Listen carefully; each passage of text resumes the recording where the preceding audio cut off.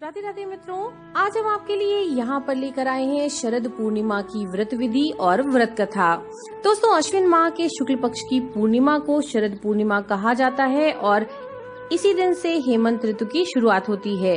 शरद पूर्णिमा के दिन चंद्रमा भगवान विष्णु के पूजन का विशेष विधान होता है और इस दिन इनके निमित्त व्रत रखा जाता है, कथा सुनी जाती है।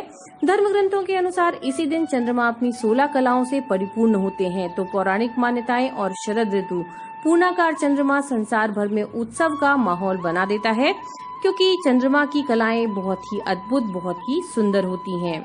शरद पूर्णिमा के दिन चंद्रमा को खीर का प्रसाद चढ़ाया जाता है और इस दिन श्री सूक्त लक्ष्मी स्तोत्र का पाठ करके हवन करना बहुत विशिष्ट माना जाता है। ऐसा माना जाता है कि अगर आप पौराणिक विधि से व्रत करें तो माता लक्ष्मी बहुत प्रसन्न होंगी, धन धान्य मान प्रतिष्ठा और वैभव प्रदान करेंगी। दोस्तों, ऐसा माना जाता है कि दशहरे से शरद पूर्णिमा तक चंद्रमा की चांदनी में विशेष प्रभाव होता है, बहुत ही हितकारी रस होता है। तो ऐसी परिस्थितियों में स्वास्थ्य लाभ के लिए अलग अलग प्रकार के उपाय भी किए जाते हैं। जैसे जिन लोगों को आंखों से जुड़ी हुई समस्या है, नेत्र ज्योति बढ़ाने के लिए दशहरे से शरद पूर्णिमा तक प्रतिदिन रात में 15 से 20 मिनट तक चंद्रमा के ऊपर त्राटक करें। ऐसा करने से आंखों की रोशनी तेज हो जाती है।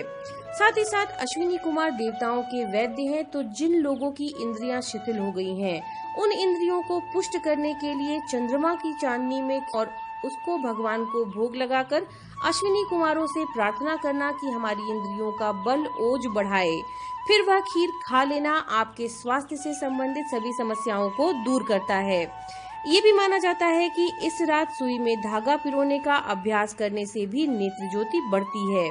साथ ही साथ चंद्रमा की चांदनी गर्भवती महिलाओं की नाभि पर पड़े तो गर्भ पुष्ट होता है। शरद पूर्णिमा पूजन विधि। शरद पूर्णिमा के दिन सुबह स्नान करने के बाद घर के मंदिर का सफाई करें और सफाई के पश्चात वहां पर लाल या पीले रंग का कपड़ा चौकी पर बिछा करके माता लक्ष्मी और भगवान विष्णु की स्थापना करें। स्थापना के पश्चात आप तांबे या मिट्टी के कलश पर वस्त्र से ढकी हुई लक्ष्मी जी की स्वर्णमयी मूर्ति की भी स्थापना करें और उसके बाद इनका आपको विधिवत पूजन करना है। भगवान की प्रतिमा के सामने सबसे पहले पूजन में घी का दिया जलाएं, उन्हें धूप करें, उसके बाद उन्हें गंगा जल से स्नान कराएं और तिलक लगाएं। तिलक लगाने के बाद उन्हें मीठा से भोग लगाना है। मीठे में खास तौर पे सफेद और पीले रंग की मिठाइयाँ होनी चाहिए, तो उन्हें भोग लगाइए और पुष्प अर्पित कीजिए। पुष्प अर्पित करते समय ये ध्यान रखें, लाल या पीले रंग के पुष्प जरूर होने चाहिए।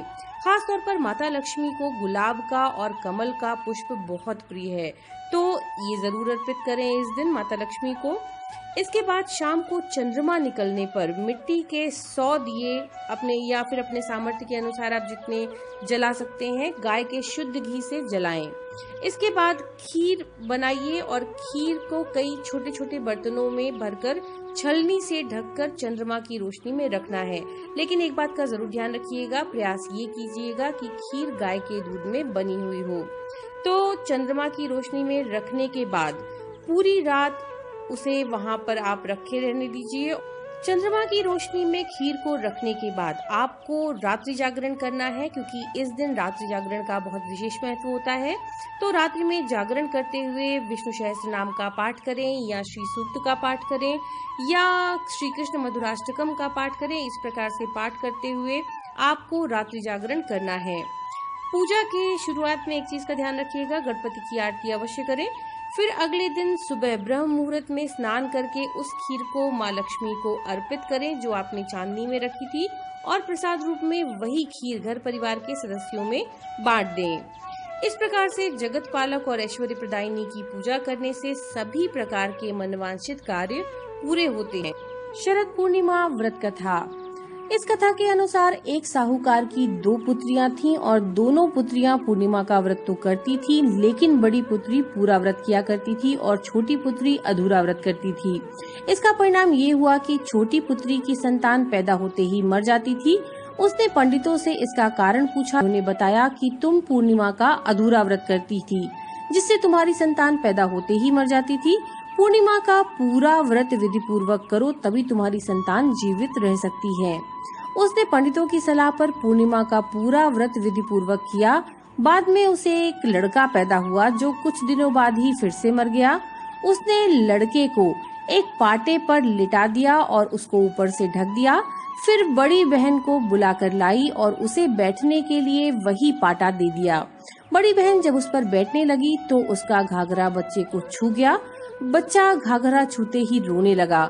तब बड़ी बहन ने कहा कि तुम मुझे कलंक लगाना चाहती थी, मेरे बैठने से यह मर जाता। तब छोटी बहन बोली कि यह तो पहले से ही मरा हुआ था, तेरे ही भाग्य से ये जीवित हुआ, तेरे पुण्य से ही ये जीवित हुआ है। उसके बाद नगर में उसने पूर्णिमा का पूरा व्रत करने का ढिढोरा पिटवा दिया। तो यह थी शरद पूर्णिमा की पूजा विधि और व्रत कथा। नमो नारायण।